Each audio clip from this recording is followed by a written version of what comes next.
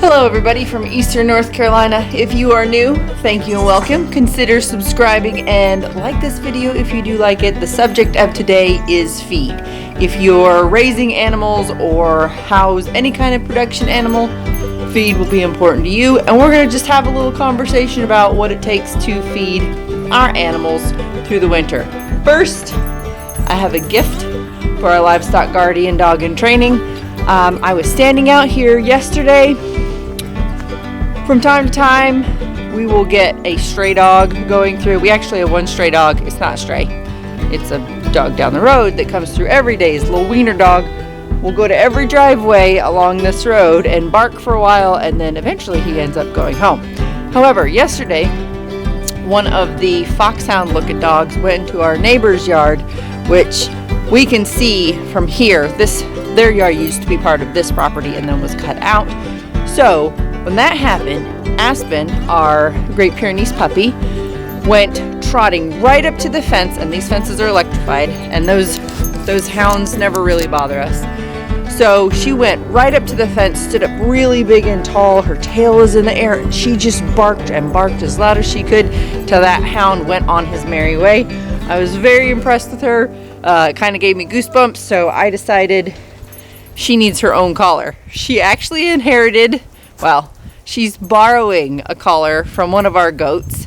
So I went and picked her up one today. She has a snazzy little tag on it with her name, our phone number, and address. So if anything happens to her, not only does she wear a GPS tracker, but she also has this. So I'm going to give her new collar.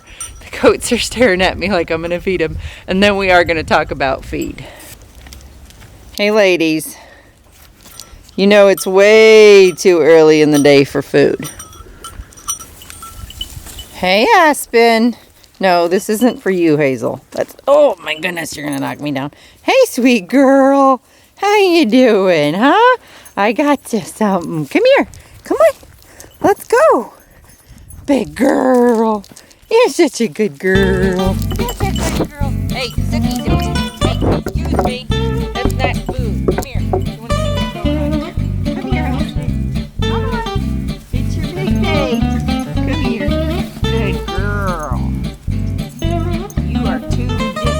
Now, Suki,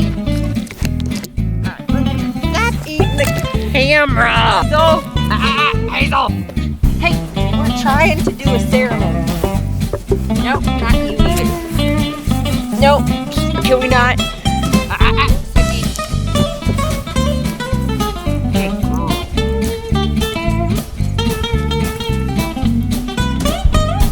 yeah, it's a good girl, big girl. Don't jump on me. Nope. No jumping. Alright, let's give Pumpkin back the collar. Don't eat that. Okay, that was probably the hardest thing I've done all day. Just getting the goats not to eat this while putting the collar on that dang dog. Alright, on feed. Alright, so I figure the best place to do this is where we keep our feed. We keep it up on top of some, this is siding that's going to go on that side of the barn when we remodel it. So normally they'd be on pallets, but they're just on a big pallet of siding for now. Moon Outdoors, if you're watching, thank you very much. I will cover the rabbit feed cost at the very end of this. I figure the best way to do this is start with the easiest and go down to the more math involved one. So, first order of business, this 12% textured is for horses. We go through 8 bags of this a month. I will post the price per and the monthly cost. So price per is $9.84. I can't do math that fast, so there's the total. That's what we do a month. And they go through a 1,000 pound round bale a month, which is $50. Cha-ching! Also, the goats eat off that. We pull off that round bale, put in a slow feed net for the goats. So the 2 bucks and the 2 horses share the same round bale. Okay, next order of business is going to be our goats. We go through 2 to 3 bags a month right now. The reason I'm saying that is we have 3 does in milk. We have 3 babies. I give the babies a pelleted, medicated feed, and the does are getting an, what is it, 18%? Yeah, the 18% premium goat feed Carolina Pride, which is $12.14 a bag. There's your total. And the medicated is $13.39. I will do this for a few months and then I will wean them off onto the regular feed. And as we go into summer, the does will be drying up. I will dry them up before we breed them. And also they're going to be browsing, so that bill will go down. They go through about 3 to 4 bales of coastal hay at $5 a bale. I would say roughly. That's usually what I get it for. You know from the other video that we paid. So they go through 4 bales of coastal a week at $5 to $7 per bale, depending on where I can find it. And they go through 1 additional bale of orchard, Timothy orchard mix, which is usually about $13 to $15. The reason I add that in is because I've noticed if I like to keep them on hay all day long, so they get the coastal all the time. And then I will put about 2 flakes in their feeder at night, and I get more milk in the morning doing that route. Also, the does on the stand get alfalfa pellets. It's about 1 to 1.5 cups of alfalfa pellets, and then their feed as well. And the alfalfa pellets are $17.79. We're only going through about a bag of those a month. It's not a lot. It's 3 smaller does. It's just not a lot. All right. Next order of business is chickens. We have about 30 chickens right now. We did reduce our flock recently, and I go through a bag every 2 weeks of layer pellet, and I keep scratch grain and use not even a whole bag of that. So, gotta find it. Hang on. Okay, well, the scratch grain's $9.39 a bag, and layer pellets are $12.69. And I would say I have another week in there from 1 bag. We feed a lot of we feed all our scraps to the chickens. So there will be days where they just don't eat their pellets and they eat all the scraps, and then I don't feed them until it's empty. The feeder's empty again. So there's that. The scratch is just a little additional protein and variety during the winter. I will discontinue that come summer. We have plenty of bugs. We have plenty of things for them to go around. Frogs. I don't know if you know this, but chicken will eat little mice and baby birds and all sorts of stuff. So they have the whole forest, several acres to cover, where they are kept busy and happy. Rabbits. This is the most complicated one because we have our breeders in hutches, and then we will keep anywhere from 10 to 20 grow outs in a rabbit tractor. That fluctuates drastically. We will not have any grow outs this summer.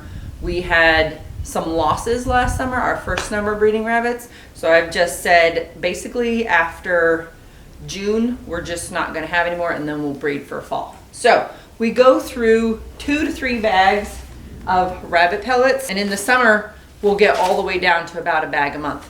I am interested this next winter looking at growing our own fodder. There's lots of different ways to do that, so bear with me. I'm not gonna go into that this time, but I will be looking at that for this coming winter. Our rabbit pellets is $15.74 a bag. This is a 16% protein, 2.5% fat, 15% fiber, 20% crude fiber, and then it's got calcium, phosphorus, salt, vitamin A. Feed and a one-stop shop at Coker Feed Mill, which makes me save gas. I get feed once a month. All right, now we're gonna go into the longer discussion about our cost of rabbit feed mix. All right, to figure this one out, we got a big bucket. This is usually what we mix in, so this is gonna work fine. We have a handy dandy luggage scale, and I have a smaller bucket for our additives that I'm gonna weigh and break down the price per pound to figure out what this all works out to be. So,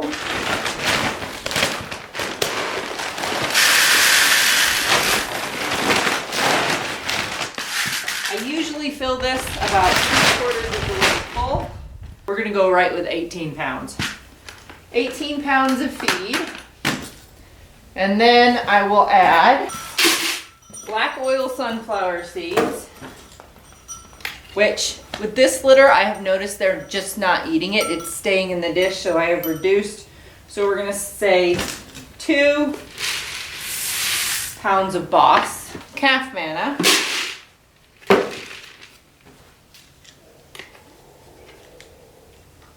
Oh, great. My little thingies. There we go. 3 pounds of calf manna. 3 pounds of steamed crimped oats. Last this a couple weeks, refilling our feeders, and it's gonna come in at just over 25 pounds, so we're just gonna round off to 25 pounds and call it good. So I'm going to quickly do a breakdown of those prices, give you the total here of how much it costs me to make 25 pounds of our blend. Okay, the other good thing about having the Boss, which is black oil sunflower seeds, the calf manna, and the oats, is that we use all 3 for the goats too. The goat feed actually has a little bit of Boss in it, but in winter and when they're in milk, I've just added some. The calf manna I add only to the girls on the stand, and the oats, same thing. That goes in my mixture for the goats. I haven't worked out how much that costs. I just kind of eyeball it. I want them to have additional nutrition to support them while they're in milk, and to recover a little bit as they get older. But yeah, that's what we feed our animals during the winter. Going into summer, some of the things that will reduce the cost is we aren't going to have any does that are pregnant or any babies. We are not going to have any does in milk. They will be pushed out into the woods. So they're going to have a ton to forage on. I think last summer we were going through about 2 flakes a day versus 4 to 5 flakes a day. So you can see how that would reduce cost drastically. I also do not purchase hay a bale or so at a time.